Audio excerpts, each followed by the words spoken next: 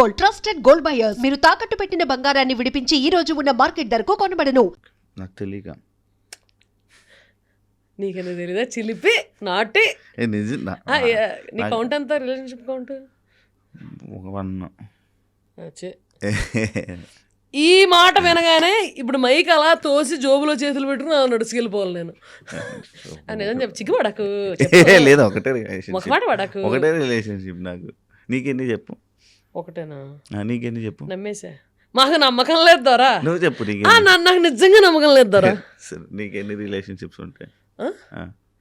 నాకు 2-3 ఉండి relationships. Feelings నీకెన్ని చెప్పు. ఫస్ట్ అలాగే నడుస్తుంది కదా. నేను ఫస్ట్ అడుగుతున్నా, నువ్వు చెప్తున్నావు, నన్ను అడుగుతున్నావు. ఇప్పుడు ఫ్లింగ్స్ అని వెంటనే మళ్ళీ బొగ్గ ఎర్రగైపోయాడు. మళ్ళీ అయింది, రెండుగా అవుతుంది. మళ్ళీ ఎర్రగైపోయాడు. చెప్పు. దానికి క్లోజ్అప్ జూమ్.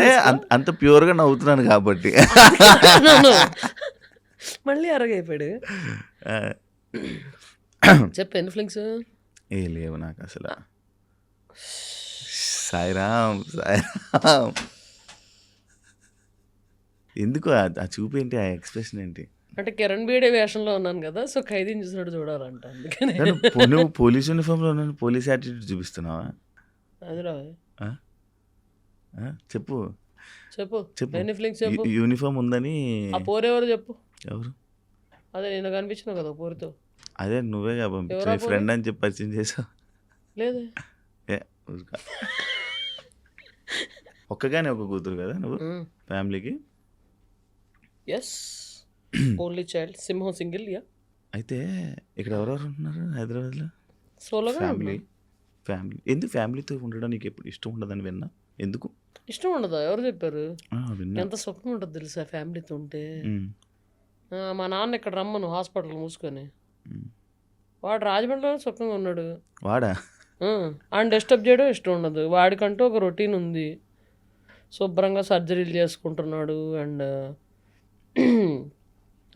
వాడికంటూ ఫ్రెండ్స్ ఉంటారు. ఇమీడియట్గా ఇలా చిటికెత్తి వచ్చేవాళ్ళు ఉంటారు. వాడి లైఫ్ని డిస్టర్బ్ చేసి ఆడిని ఇక్కడ తీసుకొచ్చి ఆడికి బోరు కొట్టి ఆడు నన్ను దొబ్బి ఇవన్నీ ఎందుకు చెప్పు?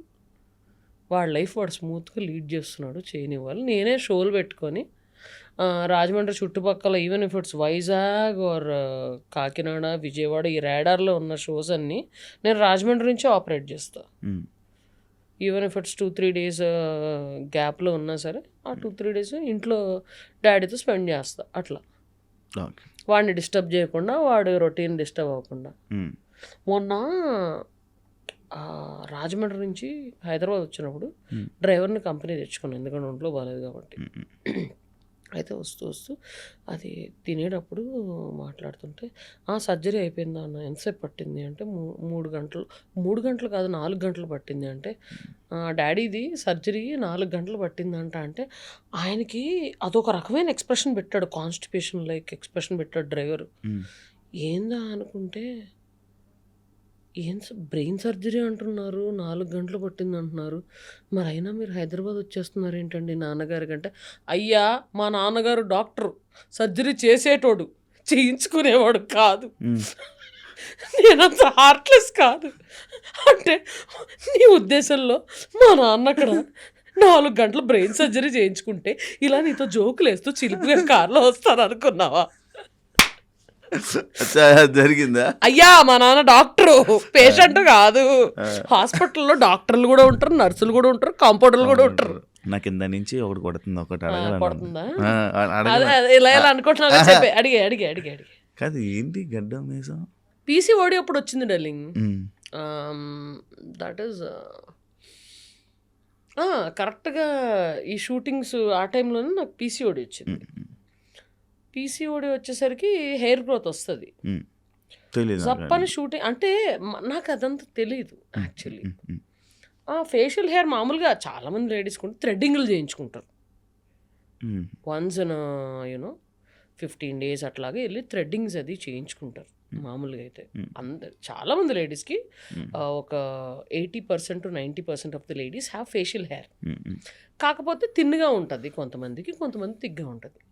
అది ఫేషియల్ హెయిర్, థ్రెడ్డింగ్లు ఇలాంటివన్నీ చేయించుకుంటారు.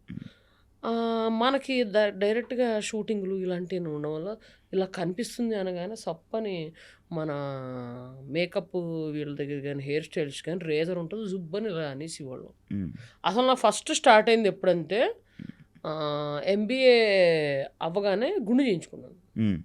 గుండు చేయించుకున్నప్పుడు మొత్తం బ్లేడ్ ఇలా వేసాడు, మొత్తం ఇలా వేసాడు బ్లేడ్. ఆ తర్వాత సైడ్ స్టార్ట్ అయింది.